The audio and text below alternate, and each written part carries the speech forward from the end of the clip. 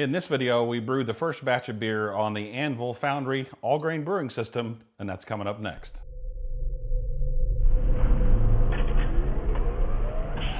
How's it going? My name's Brian. I'd like to welcome you to another video. If this is your first time here and you'd like to learn more about electric brewing, see how-to videos, and brew day videos just like this one, consider subscribing, and if you do, don't forget to click that bell so you won't miss a video when it comes out. So the Anvil brewing system is kind of targeted towards beginner brewers or beginner all-grain brewers. So I want to take you through kind of a step-by-step. We're not using any software. We're just going to use the manual that comes with the unit. Okay, so what I've done is I've actually purchased a kit from MoreBeer, and that is the Haze Craze New England IPA. And it's an all-grain kit. We're going to brew it on the system. The kit comes with 13 pounds, 4 ounces of grain. The manual shows you how much water to put in, and even though we have 1/4 of an ounce over 13 pounds, it's gonna be negligible. So we're gonna go ahead and put in 6.7 gallons of water for our mash strike. And I am using the Sparge method because I do wanna rinse the grains to kind of extract all those sugars out at the end of the mash. So we're following that table, and I'll heat up a gallon of water separately at the end of the mash. So we did that, and then I'm actually following the manual as well with the water additions, but I did make a little bit of a twist. With New England IPAs, generally the chloride is higher than the sulfates, and I'm using the pale ale profile, but I just flipped the two calculations. So I'm using 0.5 gram per gallon of water for the sulfates, which would be the gypsum, and then I'm using 1 gram per gallon on the chloride. To take advantage of the preheat function, I put in my water, put in my strike temperature of 160. We are mashing at 152. And then I put in the power percentage on the power percentage button. Basically, I put in 100% because we want it to heat up as fast as we can. And then once you put in the power percentage, all you have to do is hold down that power button for 3 seconds. It will switch to the 1 hour mode or hour mode. And then you can just put as many hours as you want in there. I did 9 so that whenever I wake up the next morning, it's going to be heated up. I did not circulate because I didn't want the pump running all night. You know, I can stir it or circulate a little bit that last few minutes before I go to mash in. And now we're ready to mash in. So we're going to go ahead and turn the unit off basically by pushing the power button and push the plus because it's at 100%. If you push plus, it will take it to 0, basically off. And turn the pump off. I do have the mash basket in the unit so that it heats up at the same time as the water in there. So let's get mashed in. So we'll go ahead and get stirred in here. And you definitely want to make sure that as you put it in, you're stirring really well. Just stir it in a little bit at a time and just keep stirring and get it all saturated in there. And then what we're going to do is after we get all this stuff stirred in, we are actually going to let the system just sit and rest for about 10 minutes. And then once we wait for about 10 minutes, then we'll kick on the pump and start doing our circulation. But I'm going to go ahead and get all this stuff stirred in, and we'll be back here in just a minute. All right, so I've got the final bits of grain in there, and I put the oats and everything in, so I'm just going to kind of stir the top portion of it, get the oats all nice and saturated in there. The system does say, or the manual says, that if you are using oats and flaked wheat and all that kind of stuff, you might want to use rice hulls. But I want to see what the new design on the malt pipe, because it has perforations around the outside, I want to see how well it's going to do. I like the way the mash looks with the amount of water we've got in there. We're also going to put the screen on top. There's a screen that goes on top of the malt pipe here just to kind of disperse the liquid as it comes over. So we'll get this stirred up the rest of the way. We'll be back when we start the mash circulation. All right, so it's been 10 minutes, and we're going to go ahead and put the screen on the top of the malt pipe that comes with the unit, and it just sits on a little ridge around the top there. And then we'll put the lid on, and we'll slide the return tube back through it. And then I have actually clamped this hose off on the pump down to about 50%. So I'm going to go ahead and turn on the pump, and we'll see what kind of a flow we've got. It looks like it's a little bit aggressive, so I'm going to go ahead and turn it down a little bit more. That actually looks pretty good right there. So we'll go ahead and turn the system back on. And I've turned the power down to 30%. I am running the system on 240 volts, by the way. I didn't mention that earlier. But nothing in this tutorial or video will require you to run the unit at 240 volts. It's all applicable to 120 volts as well. So we're going to go ahead and let this thing circulate. We'll pop the top off there in just a minute and see how it's circulating, and make sure we're not having anything overflowing or anything. Go ahead and start a timer for an hour, and then at the end of the hour, we're going to raise up the mash to 170 degrees for mash out and disparging. So we'll be back in a little bit. All right, so according to the manual, every 15 minutes in the mash, you should go in and just go ahead and rake the mash a little bit. Now I've taken the lid off and took the screen off just so you can kind of see how it's flowing and how the malt pipe is. We've got probably about this much, and you can see on the other camera that we've got probably about 2 inches worth of space at the top of the malt pipe, and then the liquid level inside of the vessel itself is down to about, I don't know if you can see that or not, it's just down to the bottom of the frame there. So it's definitely flowing through. I'm not having any issues with it, you know, coming up too far and overflowing or anything like that.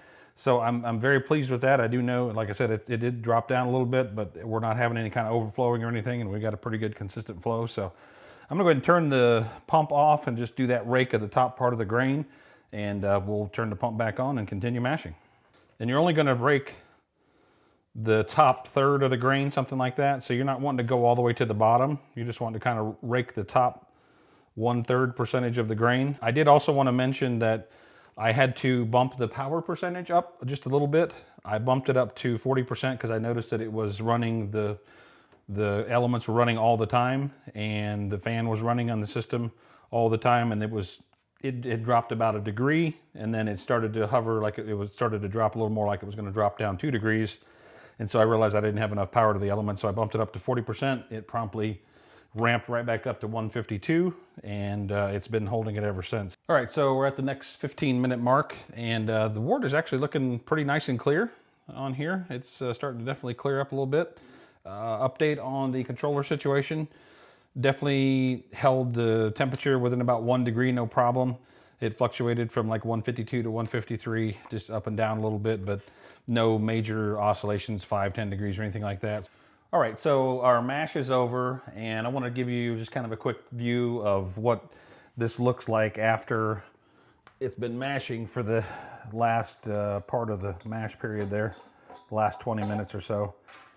And I'll tell you, it actually looks very clear. There's some sediment on top, but I'll tell you what, for having as much wheat and oats and everything in there as it does, that actually looks really, really clear. So I am very, very happy with that. So I'm gonna go ahead and put the circulation back on again, and I'm gonna ramp it up to 170 degrees for a mash out. And what that does is it kind of loosens up the sugars that are in the grain, so that whenever we pour our sparge water over, it allows them to be rinsed out a little bit easier, and that's the reason for that step. So we'll go ahead and ramp it up. I'm gonna leave the power percentage at 50% just so it ramps up a little bit slower. I don't wanna scorch anything. I don't think we will, but just to be on the safe side, I'm gonna leave it that way. So be back in a few minutes. All right, I just wanted to kind of quickly let you know what I've got going on over here. I've actually got a induction plate and my 5-gallon Anvil kettle, and their kettles are actually induction ready. And that's what I'm gonna actually use to do the sparging on the Anvil brewing system once we get up to 170 degrees and pull the malt pipe out. So I'm gonna go ahead and get this heated up, and by that time it'll probably be up to 170. We'll be ready to sparge out. All right, so we've reached our 170 degree mash out temperature. So I'm gonna go ahead and reach down here and turn the element off, and we'll go ahead and leave the screen in. And reach down in here. Now this is gonna be really hot, so I would definitely advise having like a towel or something like that. And then our ring that holds it at the top goes in. It just slides in the top like that. Now we're ready to pull the malt pipe out.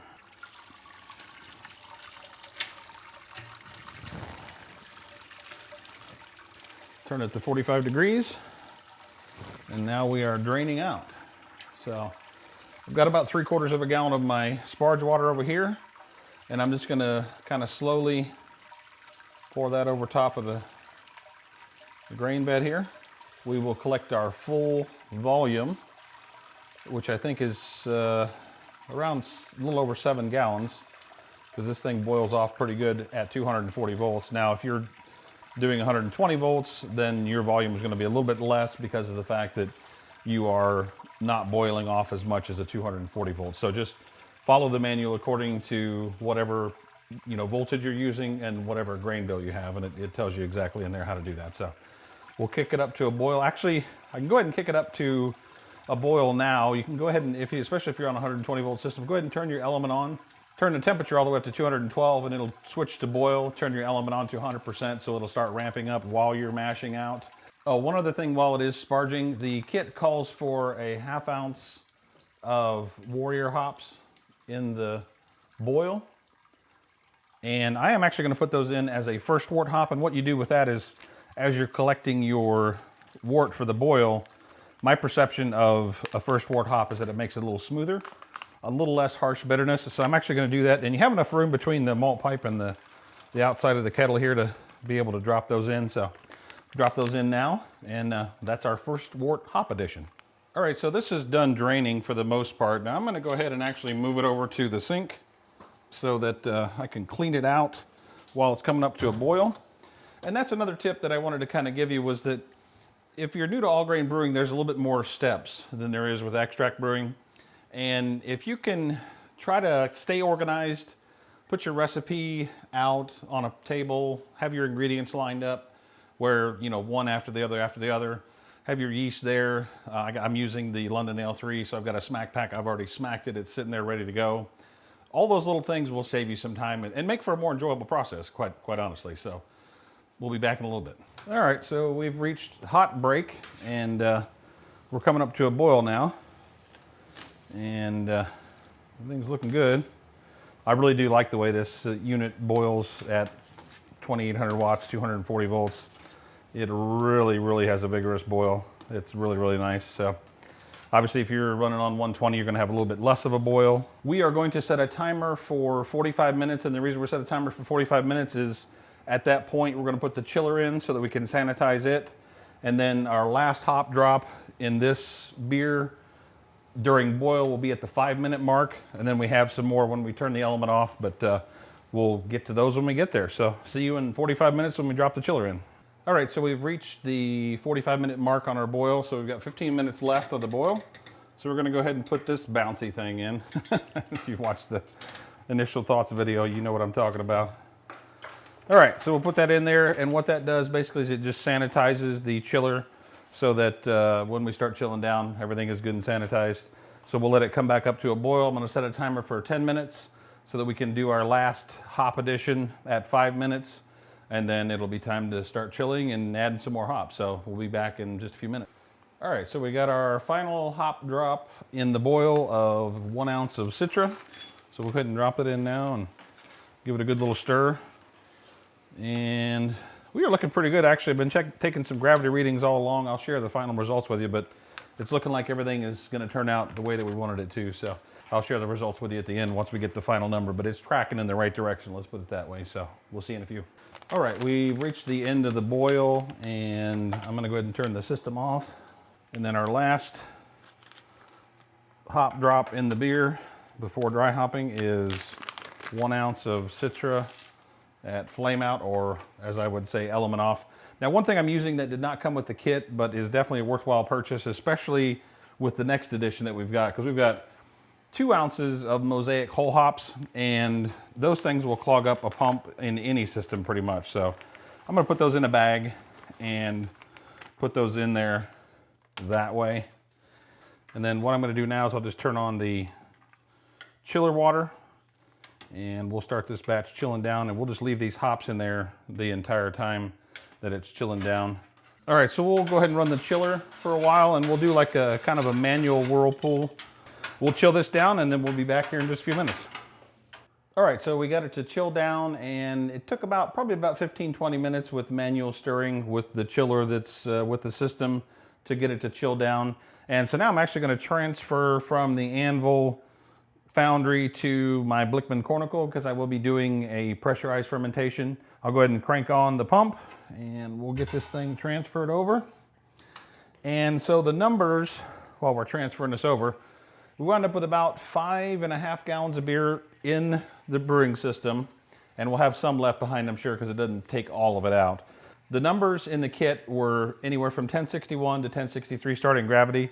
We did hit 1061, so I believe the kits are calculated at like 70% efficiency, something like that. So I'm happy with that we hit what the numbers were supposed to be with the kit, and everything is all good. So, and then always remember to turn off your sampling valve on your fermenter when you're filling it, otherwise you'll dump beer on the floor. So Anyway, everything went good until that point. But, you know, so I'm going to get this transferred over and I'll give you my final thoughts and just a few things that I think about it. And we'll see as soon as I get this all filled up and get the yeast pitched on it. I want to show you real quick the bottom of the kettle after the brew day. There's no scorching or any kind of burnt wood or anything like that. So the system is definitely equipped with ultra low wattage density elements. Well, the brew day was a success. We hit all of our numbers. The system behaved exactly as I had hoped that it would. When I found something that I needed to change or adjust, I was able to do that through the controller. So I really don't know that there's a lot more that you can ask from one of these brewing systems, quite honestly. I mean, everything just worked. And that's a really nice thing about it. You know, obviously I used it in a 240 volt mode, which gives me a little bit more power, which I definitely enjoy. This is probably one of the most powerful systems of this type that's on the market right now. And you can certainly tell by the amount of time it takes to heat up at different points. So I really can't say enough good things about it. The only problem I had was me leaving a sampling valve open on the cornicle and dumping a little bit about a cup of wort on the floor. But other than that, it was a pretty much flawless brew day. Didn't have any trouble at all. If you have any questions about anything that was in the video, a process, a procedure, or something that you're just not clear about, please leave a comment down below. If I can't answer it for you, we have a great community that has a lot of knowledgeable people in it, and one of them may be able to answer the question for you. If you enjoyed the video, please give us a thumbs up. We certainly appreciate it. Anyone that you know that's interested in one of these systems or getting into all grain brewing, please share the video with them. That certainly helps us out on YouTube. This has been Brian for Short Circuited Brewers. We'll see you on the next video. All right. Whoa. A little problem there.